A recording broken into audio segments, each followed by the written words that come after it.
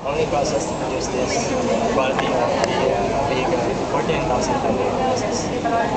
As we can remember, it cost our cost less than some millions of dollars just to rent the ROV from Japan.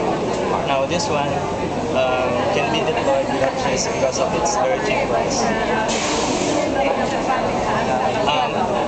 Yes, ma'am.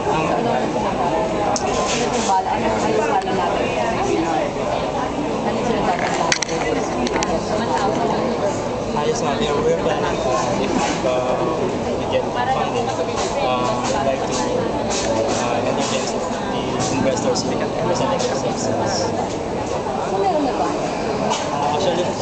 Actually po, nagsiset up pa lang kami dito. Meron na lumapit sa amin from the maritime industry. Kasi nga po, kailangan po nila to save on cost of dry docking. Kasi po, napakamahal po ang dry docking. Kailangan yung barko, dry dock mo siya para ma-inspect yung ship kung okay pa integrity niya. With this one, you can inspect it kahit na nasa lapit ka.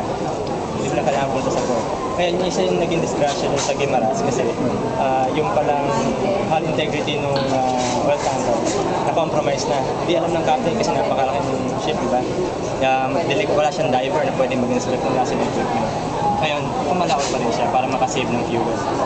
So kung meron siyang ganito on board, he could have saved his oil tanker by knowing na meron pa ng bukas yung oil tanker. Another one is yung sa Malampaya Gas Pipeline, which is one of our most important national infrastructure right now. This ROV could possibly, with some modification, regularly inspect and maintain that pipeline. Very vital pipeline.